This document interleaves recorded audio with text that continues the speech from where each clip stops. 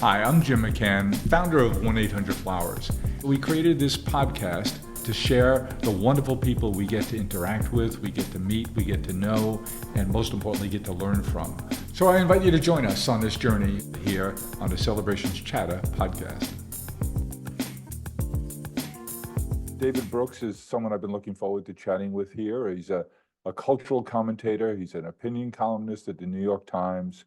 He's a commentator on PBS, NPR, at the NewsHour on those, and you teach at Yale. And David, I have to confess that I look to you often in your writing and your speaking and teaching, as I would think of it, as being someone I look to help me think about things. And you give me a way of understanding things that are complex that I appreciate and use a lot. And I've been, since reading your newest book, How to Know a Person, and I've really found it to be profound and important. And in our writings, we have a newsletter that we put out every Sunday here at the Flowers Companies and at Worth, our magazine company. I write every week about relationships. And we've written a lot over the last few years about the loneliness epidemic, which you touch on in some real detail. And you talk about mega trends, and the way you summarize how the mega trend of class, how that's evolved over time, and circling around community and education, and how that helps separate us and drive this new class system. But then you talk about the other mega trend of social and emotional crisis that's going on. I wondered if you'd kick us off with something really depressing and tell us about how you see that mega trend. What's causing it? How is social media contributing to it? And what might the future hold for us there? Okay. Well, first, thank you for having me on. It's a pleasure. And I can tell by the way you said the word often that we probably came from the same part of the country. I confess to being a New Yorker, but you escaped to Philadelphia. I escaped, but I was still formed there, and I still, my emotional home is still New York City.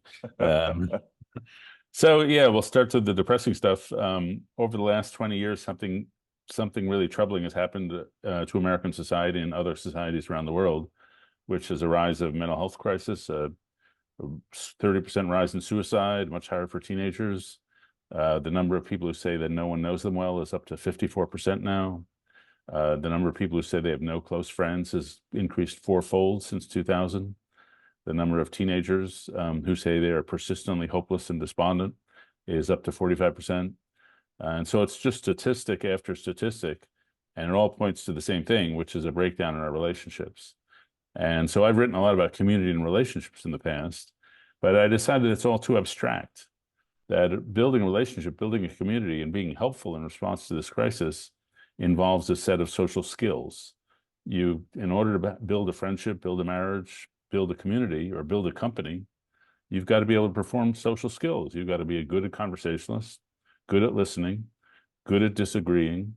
You've got to be good at offering somebody criticism in a caring way. You've got to be good at asking and offering forgiveness, sitting with someone who's depressed, hosting a dinner party or a meeting so everybody feels included. And these are skills just like, learning carpentry or tennis is a skill. And so in the book, I just spent 4 years asking experts, tell me about these skills. How do you teach them? How do you do this stuff? And the book is meant to be a positive and very practical attempt to say, here's how you solve these skills, and this is how you'll build relationships and restore the connections that are so lacking in society. Well, it very much is a how-to book, David. It's just terrific. And at the end of the year, the beginning of the year, following the calendar, one of the things that I've been taking to a fellow I befriended during COVID is a wonderful guy named Dr. George Everly. He a psychologist. He's on the faculty at Johns Hopkins and at the Bloomberg School of Public Health. And a couple of years ago, I was working with him on what should we talk to our community about in terms of being deliberate about investing your efforts and learning your skills, the skills that you teach, about having more and better relationships. And in our conversations, he divided it into 3 categories. And so at the beginning of the year, we suggest not only should you make your resolutions about health and and exercise and what you're going to eat and what you're going to read and what other skills you might invest in. But you should be deliberate and develop a relationship plan. And the three categories of people we work on with Dr. George is the first category, people you already have relationships with and you want to continue to invest in those.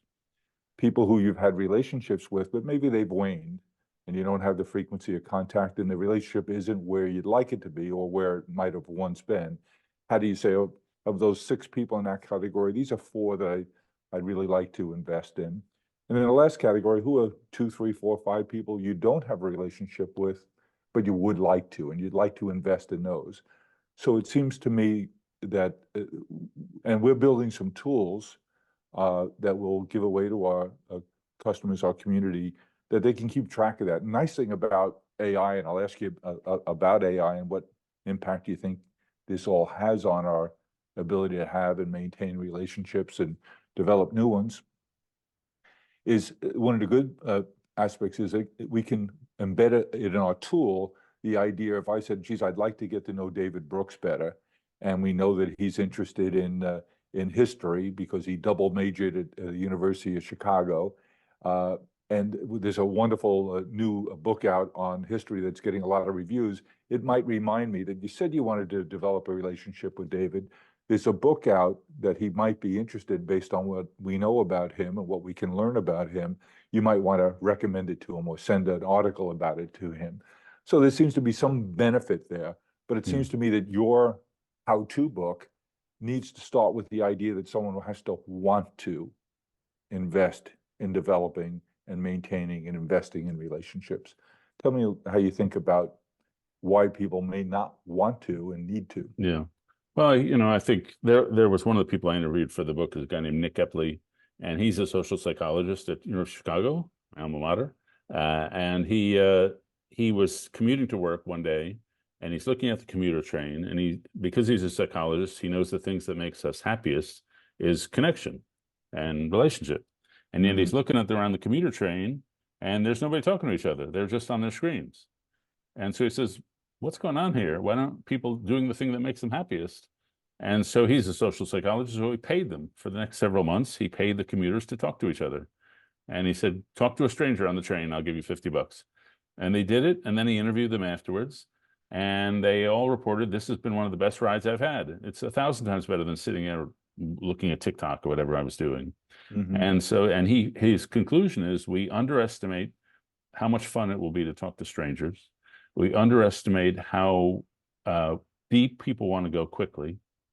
And we're too shy to take the first step. We also don't think we know how to do it. We don't know what to say. We're afraid we'll invade somebody's privacy. Or we're too egotistical. We're just busy thinking about ourselves to care about other people. I often leave a party and think, that whole time nobody asked me a question. And I've concluded only about 40% of humanity are question askers. The rest are they're nice people. They're just not that curious about you. And so these are all the reasons we don't reach out. But I found, since I've been working on this book, I'm now way more likely to talk to a stranger on a train or on a plane than I used to be. And the other thing, I'm way more likely to ask questions that are big questions. So I found those 3 buckets very helpful. But within each of those buckets, how do you build the relationship that is your goal? And so to me, the essence of that is conversation, being really good at conversation. Yes. And the quality of your conversation depends on the quality of your questions. So if we're just meeting somebody in that third category, somebody we're just going to know, I might say to them, like, where'd you grow up? And they start talking about their childhood. And suddenly when they're talking about their childhood, immediately you're getting to know them. And then as we begin to establish some rapport, I may ask a silly question, like, what's your favorite unimportant thing about you? And so, like, I asked this about an academic guy, and he said, I love reality, trashy TV. And I got a little window into him, and like, he said, well, what's yours? And I said, well, I actually like early Taylor Swift more than I like later Taylor Swift. And so a little window. And then when you know somebody, you can ask big questions that pull them out of that are going to guarantee a memorable conversation. And there are things like, if this 5 years is a chapter in your life, what's this chapter about? Or how do your ancestors show up in your life? We're all affected by our ethnic heritages. So how are you affected by your ethnic heritage or the culture of your grandparents and ancestors? Or what would you do if you weren't afraid? Fear plays a role in our lives. And I had a friend who he was being interviewed for a job. He turned around and he asked the interviewer, "What would you do if you weren't afraid?" And she started crying because she wouldn't be doing HR for that company. She's too afraid to quit. And so there are other, like some of the bigger questions I got from a guy named Peter Block, who writes about community. And those are things like, what commitment have you made that you no longer believe in? Or what gift do you currently hold in exile? And like, what talent do you have you're not using? And so if you ask those big questions, most of the time you're going to have a great conversation and you'll leave with that relationship very much enhanced. So much of what you say just rings so true, and but you bring it to life with these great examples. We hosted an event here in town last night, and one of the advice I give to my kids, I have 3 grown kids, David, more importantly, 7 grandkids. And I was a shy kid, and I'm still in recovery there, but doing a pretty good job. Uh, one of the things we at this party last night, I sat down with a team. We were the host, and wound up we had a couple hundred people there, and it was a really nice time. And I sat down with our team, who were about 8 of us, and reminded us all that we're all going to be hosts. And it's what I counsel my kids to do too, to overcome their shyness. Because when you're at a party, or you're at an event, cocktail party, dinner party, if you think like a host, you're not thinking about how you feel. You're Right. thinking about it. You're busy trying to make sure everyone else has a good time, and you're trying to get everyone else to talk. And if they do, I found even in a business meeting, if you're going to go around and ask people, what did you think of the meeting? What they thought of the meeting and how positive they think of it is directly proportionate to how much they spoke. Yeah. Huh. So what you say is to to draw people out, it just rings so true. And you talk in the book about being an illuminator. And I think that's when you phrase it like that, it's our job as business people, as trying to be business leaders, business managers, is really a big part of our job is to be an illuminator, isn't it? Yeah. But before I get to that, I just found that very fascinating what you said about the meeting. Because I read a study recently that how do you be persuasive? How do you persuade somebody? And it turns out the best way to be persuasive is to listen. You'd think it'd be to talk, but it's to listen and then tease out their point of view and then offer your other point of view. But listening is more powerful in persuading than talking. And the other thing, a friend of mine says, in every conversation, you're either talking or listening. When you're talking, you should behave as if you're a guest at a dinner party. I'm bringing a gift. And if you're listening, you should behave as if you're the host of the dinner party. I'm welcoming in you. And so even in the little volleys we have back and forth, we're switching roles, guest and host, guest and host. And then to be the distinction I draw in the book is between diminishers and illuminators. Yes. And so diminishers are people who are not curious about you. They don't ask you questions. They stereotype, they ignore, and they make you feel small and unseen. And illuminators are people who are curious about you. They understand your point of view, they get you, and they make you feel respected and lit up. And so there was a novelist named Ian Foster who wrote just over a century ago.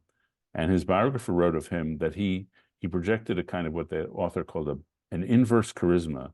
He listened to you with such intensity, you had to be your sharpest, most honest, and best self. That's just a great quality of listening.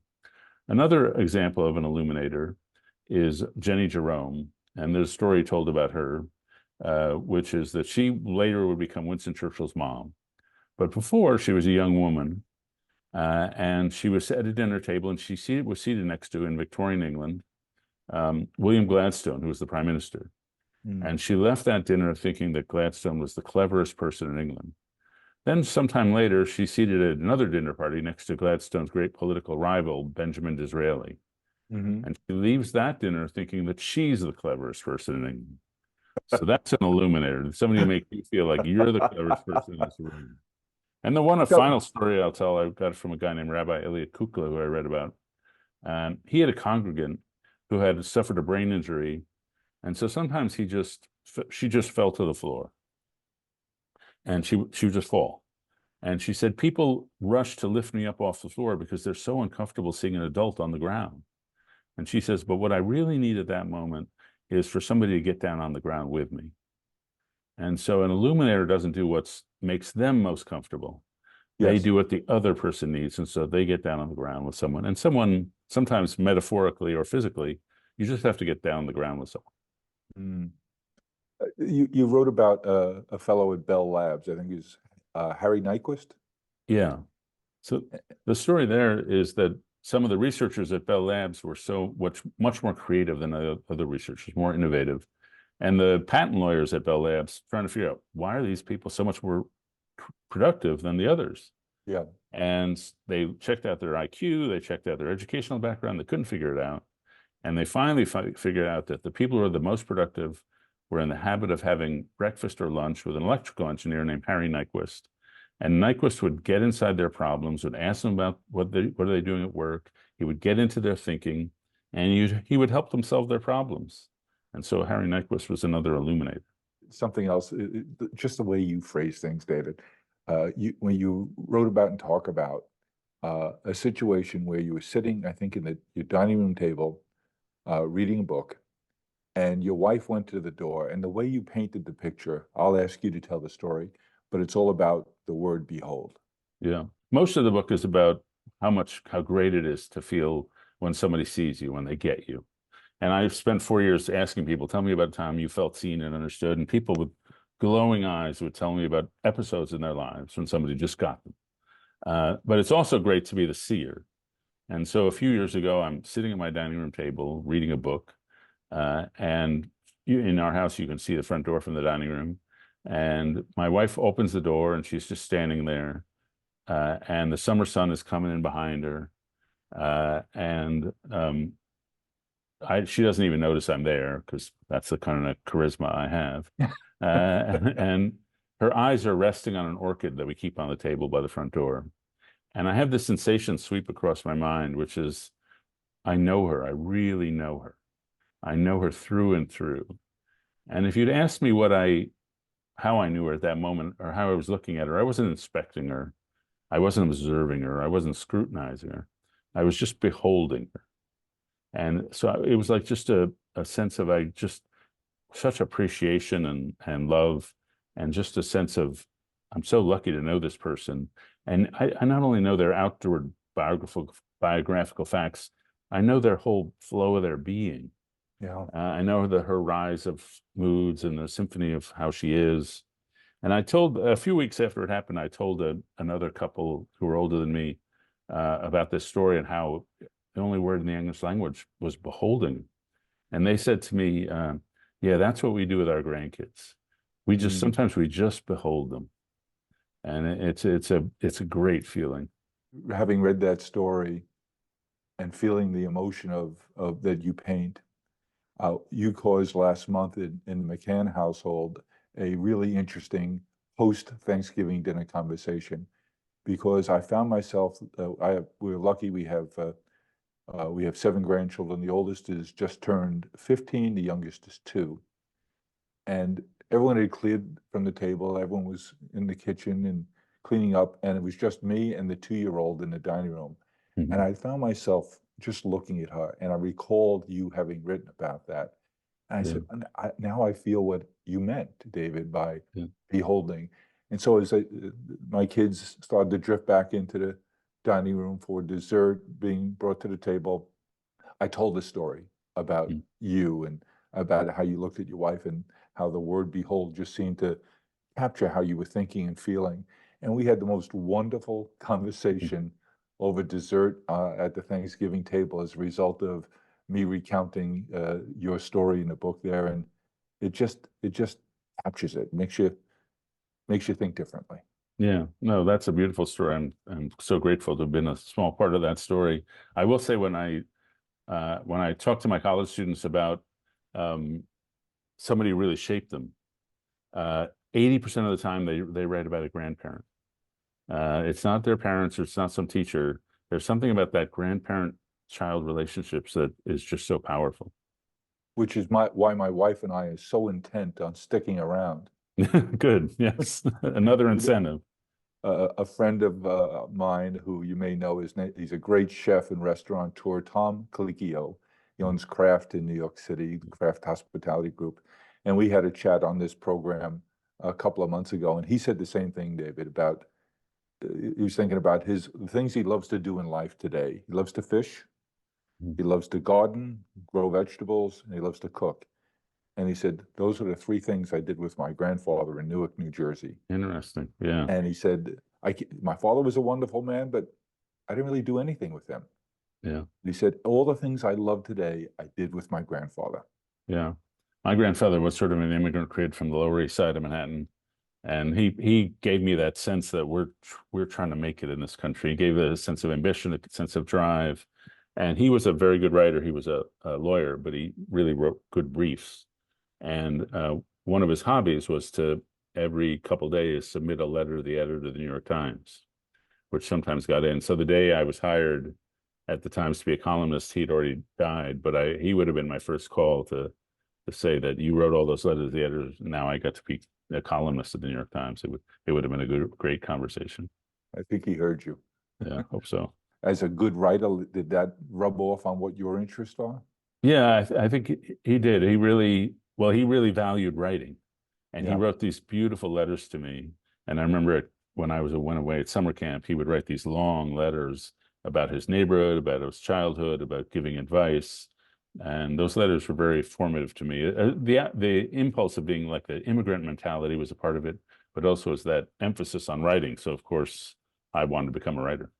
That grandparent relationship, when we're lucky enough to have them or to be in those relationships, I think it pays to stop and think about, and that's what you did for us in your book, How to Know a Person.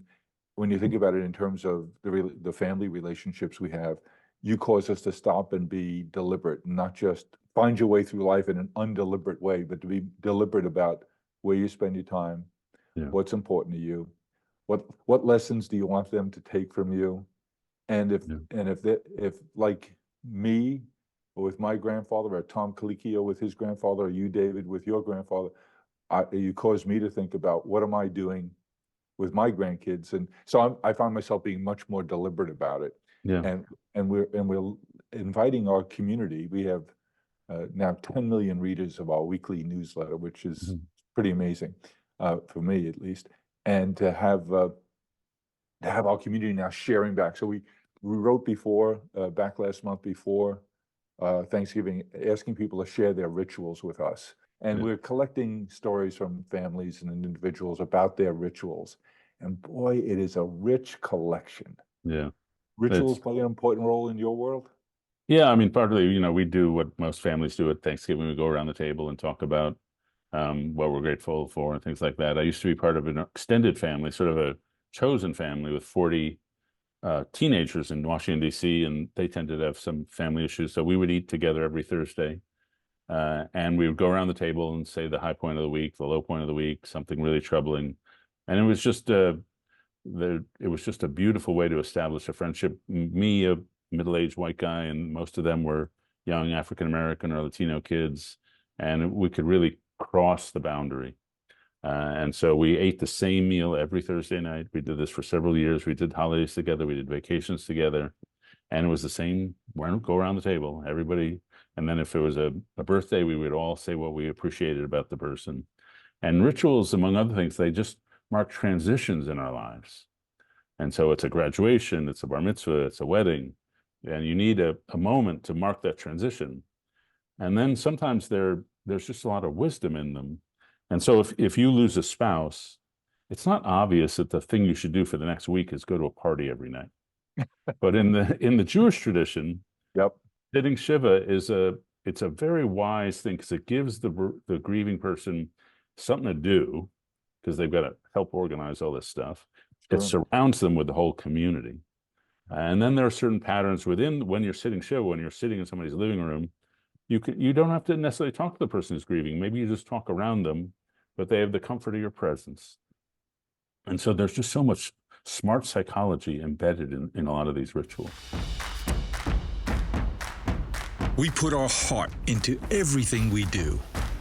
We are farmers, bakers, florists, and makers who grow and create with a passion. made with love at every step of the way. Because at the end of the day, we know you're sending more than a gift.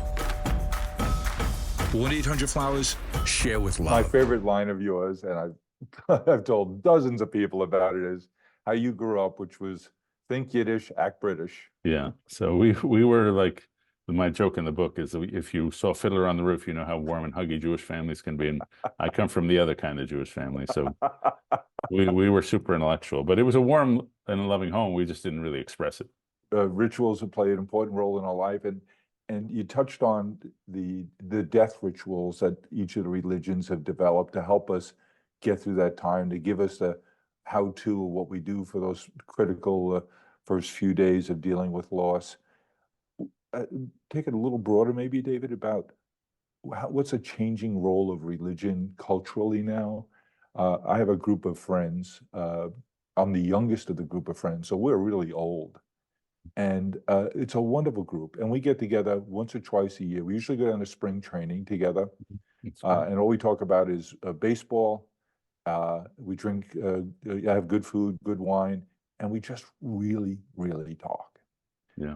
And the last time we were together on our Saturday night dinner of that baseball weekend, I brought up the subject of I grew up, I was raised Catholic, and so I guess we'd be called lapsed Catholics now. We're social Catholics. That is, we need it for the rituals and the ceremonies and the Right. and the guilt. and the guilt, the a la carte part of it, I guess. But I expressed to this group, and we had a several-hour conversation. It was meaningful and important to me about the role religion plays in our life. And I was shocked that so many of us, there's 10 of us, that it was an important question we were each facing, especially as we get later in life. So long question. What's the changing role of religion in your life? What's the changing role of religion in our culture and our society? Yeah. Well, in our society, I think the withdrawal of religion has had just very negative effects. And that's partly, religion in theory teaches you the ideal for, if you're Catholic, to be Christ-like. And that's just a beautiful example, to be a man who organizes his life about self-sacrificial love. All of the major religions seem to have a very consistent set of rules. Be good to your neighbor, treat other people the way you like to be treated. These are the things you just can't do. It sort of all comes to the same set of rules to live your life by, structure. Right. But then there's the congregation. So if you're in a church or a synagogue or a mosque, and somebody dies, then everybody in the congregation knows what to do. Yes. And so it's not like, will I show up for my friend or am I not? It's like, we all show up. That's what we do. And so I think the fact that many people are without congregations has been a loss. So I think a lot of us have tried to fill that loss. And even my little book, it used to be, if you were lonely, if you didn't know how to deal with your friend has depression, you would go to your clergy and say, how do I do this? And your clergy would offer you advice. And now there's a lot of people are not attached or not close to a member of the clergy, so they have to find somebody to go to. And so I try to collect wisdom and pass it along. In my own life, I've had an interesting journey, which is I grew up in a Jewish home, as I said, but I went to a church school in Lower Manhattan, and then I went to a church camp. Mm-hmm. And so I had these two stories in my head. I had the Exodus story from the Jews and the Jesus story from the Christians rattling in my head. And that was, but I didn't believe in God for the first 50 years of my life. So they were just wisdom traditions to me. Which is fine, right? Yeah, that's fine. I mean, that's how I spent most of my life. And I think they have a lot to teach. Now, when I became sort of middle-aged, I found that the categories in my head, which were secular categories, didn't explain the world as I experienced it. Yeah. And so if you're from New York, you know that the second ugliest spot in New York is Penn Station on 33rd Street. But the first ugliest spot is the subway next to Penn Station on 33rd Street and 8th Avenue. In a subway car, I happen to experience this sensation that everybody around me has a soul, that there's some piece of them that has no size, weight, color, or shape, but it gives them infinite value and dignity. And then we're not equal on the level of our brain power. We're not equal on the level of our muscle power, but we're all equal on the soul. And so I had the sensation that all these people around me, their souls are either full of joy or they're longing or they're sick. And so there's some piece of them that's not material. And from that, I sensed that I came that there must be a God. And it was a long, slow journey after that. But I sort of came to faith, and I will say that it's not been like my life has been utterly transformed, to be honest. There's a guy named Frederick Buechner who came to faith in middle age as well. And he said, he writes this, you should wake up every morning and say, can I believe all that again? Can I believe that there's a God? And he says, if your answer 10 days out of 10 is yes, then you don't have the kind of faith I have. But if you can say, yes, I believe that 6 days out of 10, then you should do it with great joy and laughter. And so he sort of gave me permission to be faithful while having doubts. Hmm. And I will say, to me, the world is transcendent. There's some transcendent forces of love that underground the universe that I now sort of believe in. And that involves a lot of wandering, a lot of doubt, a lot of uncertainty. But it's been, I think, a source of maybe even a little bit of this book, because to know a person, you want to see that every person you meet is made in the image of God. And I don't care if you're Catholic or Jewish or atheist or agnostic or Muslim or Hindu, but if you treat every person you meet as a possessor of a soul, you'll end up treating them well. And if you treat every person you meet as made in the image of God, you'll approach them with that right kind of respect and reverence that they deserve. Is that a journey you went through or you're going through? Definitely still going through. The way I liken to it, this was back in 2013, so about a decade or so ago. It's like I'm sitting on a train and I'm looking around and we're all sitting in the same places. We're drinking our coffee, we're reading the paper, and it doesn't seem very remarkable. But then you look out the window and you realize you've traveled a long way. And my sensation was that I traveled a long way away from atheism. I was no longer an atheist. I'd crossed some boundary, and there was a lot of ground behind me, and I was a believer of some sort. Then that didn't explain what kind of believer I was going to be or what I was going to think, but it was a very long, slow, gradual process, which I'm still very much in the middle of. And when you say process, David, what kinds of things do you do? Is it people you turn to discuss this with, to help? Are the people like we look to you that you look to help you think differently, how to understand the situation better, how to think in a very untraditional way about it? What's your process like? How do you pick at that? Well, I've learned that if you are in the middle of a spiritual journey, people give you books. And so I got about 700 books given to me over the course of like 6 months or a year. And you're opening up a new bookstore, which is a good idea. Which is good. I'm going to sell them. And so the people I found helpful were from different traditions. I became close to a guy who died a year or so ago, Rabbi Jonathan Sachs, who was the chief rabbi of Britain. And I really come to appreciate his work. Abraham Joshua Heschel, Viktor Frankl from the Jewish tradition, C.S. Lewis from the Christian tradition, a guy named Henry Nouwen, who's a great Catholic writer. I have a friend who is a beautiful writer. He's a poet at Yale named Christian Wyman, and he wrote an absolutely gorgeous book called My Bright Abyss, in which he talks about his own religious journey. And it was important for me to have someone who, frankly, is a little cerebral, because I'm a little that way, but also deeply spiritual and deeply humble about obedience, and in Chris's case, obedience to the cross.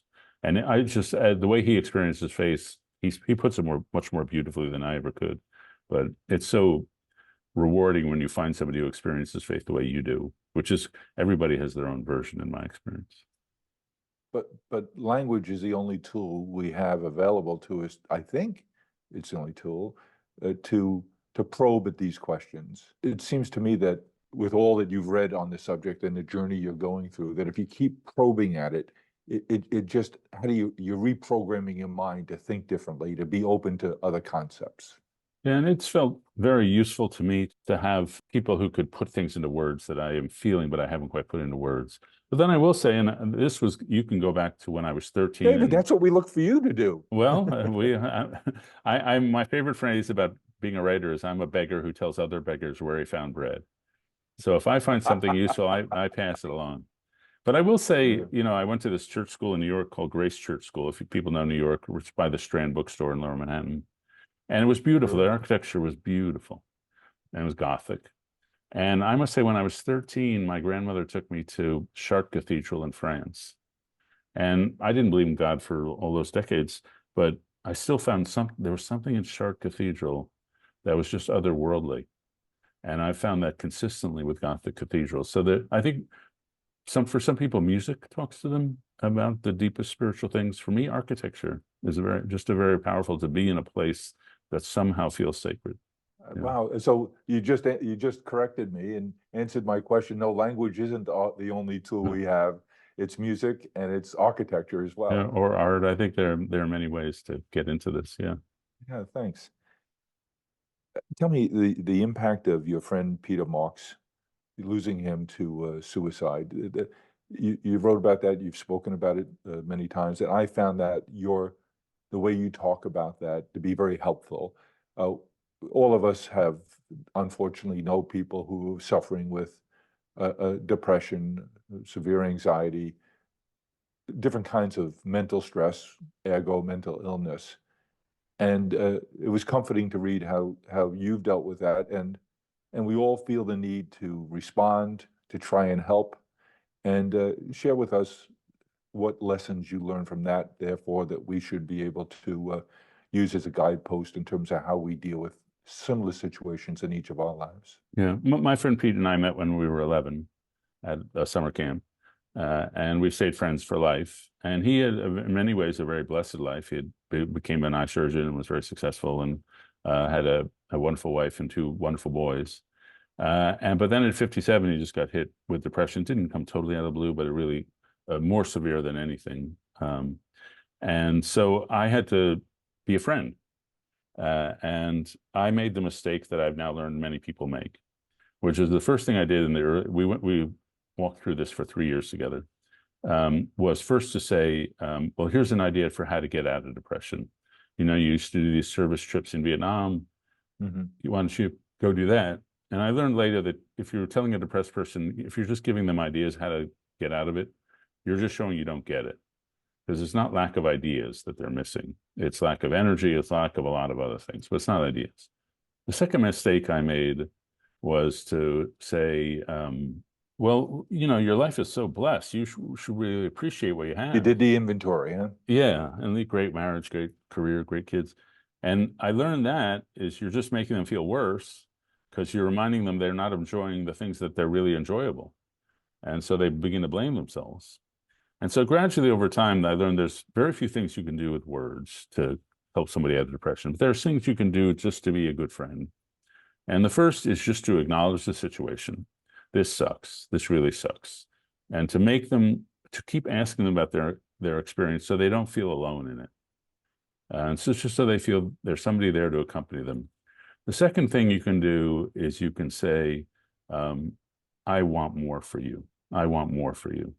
And those words won't have any magic effect, but they'll at least show a burst of goodwill. I want more for you. So the third thing you can do is just show constant reminders, I'm still here, I'm still here. So you can send people texts, a quick call, something like no response necessary, but I'm here, I'm not going away, I'm walking here through you. And I wish I'd done more of that. And then finally, I read in Viktor Frankl's great book, Man's Search for Meaning, which was written after he was in the Nazi death camps.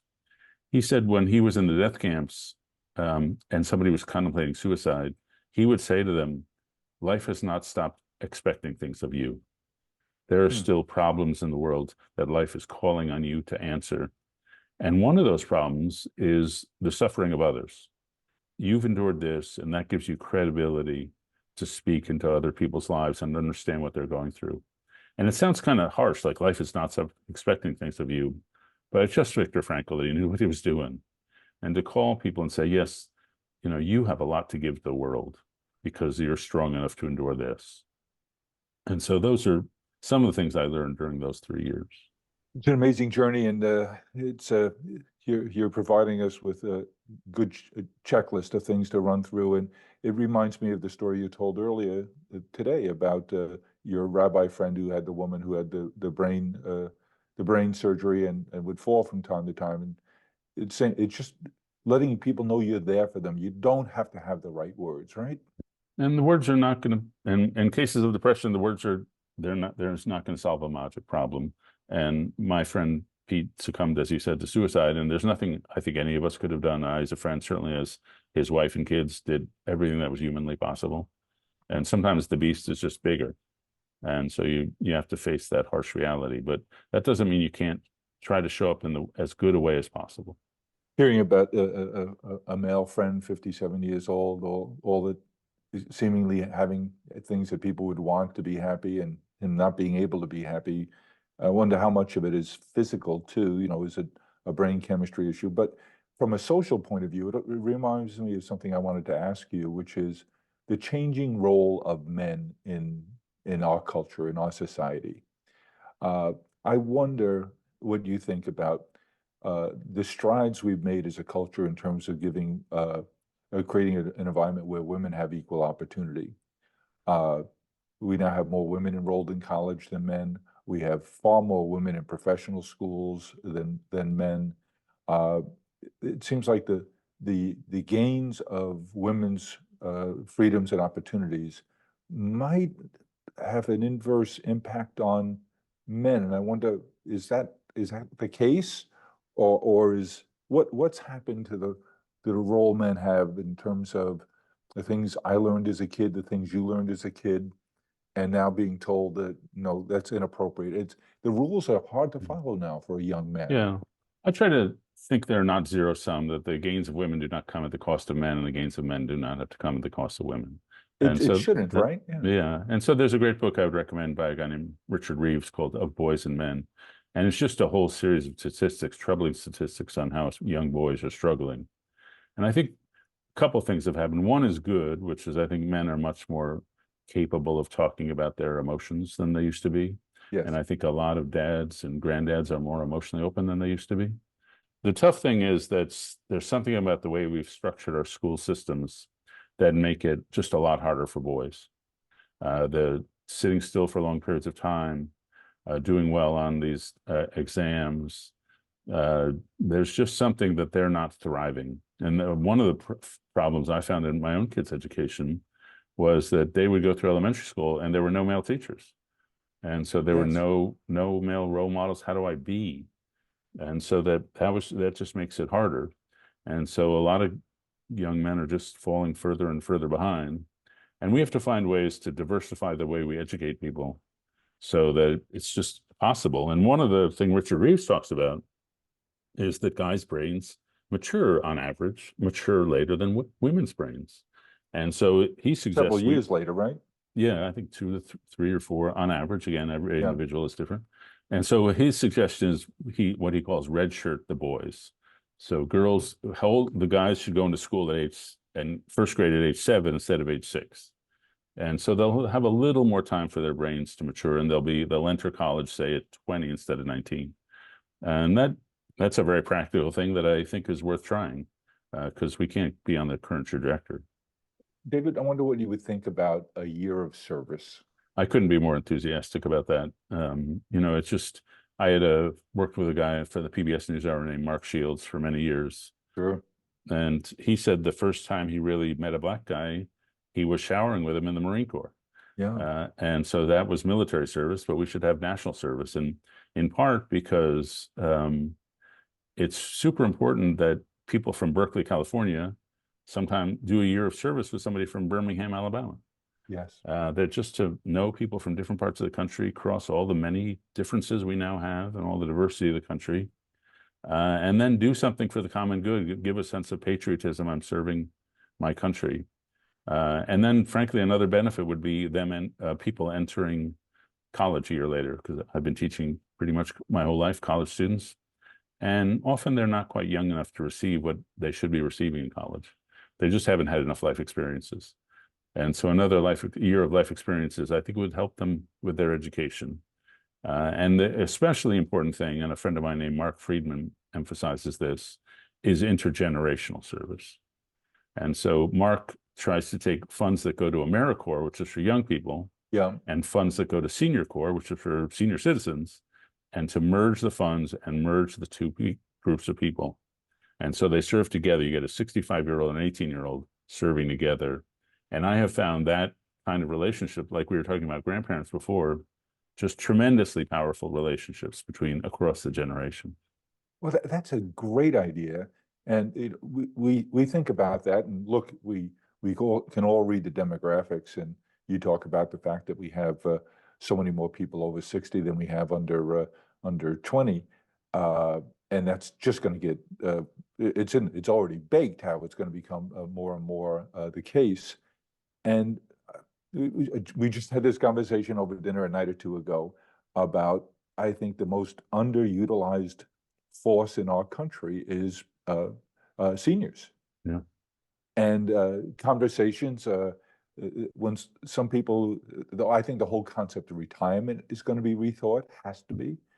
And look, I'm a broken down old guy, but I love the idea that I'm still working and involved because I find it exciting and stimulating, and I love being around young people. But I think your idea or your friend's idea of maybe a year of service at 65. Yeah, for sure. My wife and I are going to my alma mater this spring to teach a course, but this time we're not teaching for college students. We're teaching for people between the ages of 40 and 70 or so. And it's what to do with the last 30 of your life.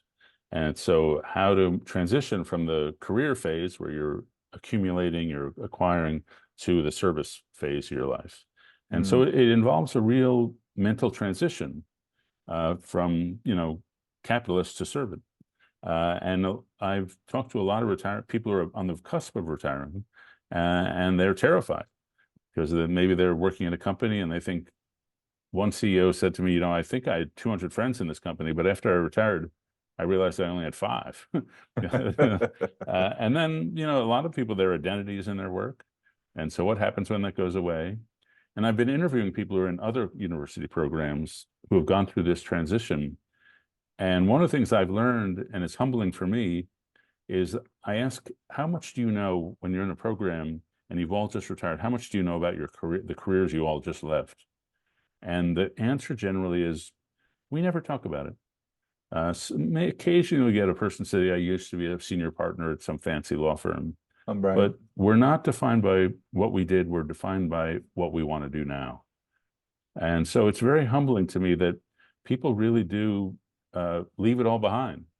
And I ran into a woman named Ann Keller, and she had been a prosecutor in her career. She goes off and she goes to Stanford and takes one of these courses on how to think about the last 30 of your life. And she decides, I'm going to do the things that I know nothing about.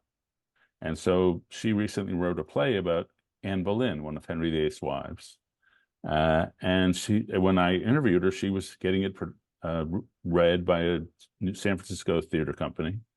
And she was having the time of her life. And she said, I can fail big. Who gives a crap? I'm 65. and that was a great attitude. I met recently Deepak Chopra, and he talks about in his culture that they live their life in 25-year increments. Yeah. And he's just about to enter the 4th phase of his life, which is all about service and giving back. Yeah. I did. One of the best things I ever did with my column was I asked my readers over 70 to submit what we called life reports. Go back over your life and grade your life on how you did career, how you did with your family, how you did with your friends, and give yourself grades. And I found that the people who were happiest had divided their lives into like 3 to 5 year chunks and think, what am I going to do with this chunk? And the other thing that I learned was the obvious, which was nobody regretted a risk. That no matter whether a business paid off or didn't, they were glad they did it. And so that's an obvious one. The other thing was that people on average gave themselves an A- for their career and a B- for their relationships. Yeah. They thought they should have done better. So many lessons in your book, David. The way I've read it is I picked it up and digested it in chunks and gone back to it. I suspect I'll continue to do that for some time. How's the book doing? I see that you write in 4-year cycles. You get something you chew on for 4 years, and boom, it comes out a book. You've done that 6 times now. How's the book itself doing? It's doing actually great. It's selling way more than my previous books at the current stage of the cycle. And I think what's helped, and this was a surprise to me, was it came out on October 24th. And of course, a few weeks before October 7th, all the stuff in the Middle East happened. I thought that might bury the book. but life has become so brutal and Yes. a lot of the conversation so fraught that there's been extra desire for somebody who can explain how do we remain human with each other in brutalizing times. Well, you've certainly given us a lot of ways to think about remaining human, being human, getting better at being human. And so your book is a treat. I'm so glad I got it. I've read it, and we'll read it many more times. And it's such a treat to spend time with you today, David. I've been a fan for a long time. Lisa, who I mentioned is my producer, mentioned to me just earlier today that your columns that I distribute to my different networks of my different text groups that I try and maintain relationships with are the ones we share the most. Oh, well, So- thank you. Thank you. It's really an honor and a treat, and I thank you for your time today and for writing this book, because I think you give us tools to help ourselves and so many others around us. Oh, well, thank you. I'm honored by all the nice words and especially for the invitation to come have a chat with you. It's my sister's birthday. Go to 1-800-Flowers.com. They have tons of great birthday gifts. Wow. Wow. Wow. Happy birthday, baby. Wow. Yeah, me. I got to contain myself. 1-800-Flowers. Celebrate the people you love. Well, I hope you enjoyed what you heard, and I know I'll be sharing it forward. I hope you get to as well. Let's keep the conversation going. Follow me along on Twitter at Jim1800Flowers and on LinkedIn at Jim McCann. Hope to talk to you soon. Thank you for listening to Celebrations Chatter. You can join our community by reaching out at chatter@celebrations.com. And while you're at it, tell us what topics you'd like us to explore here on the Celebrations Chatter podcast. Thank you for listening, and don't forget to share it forward.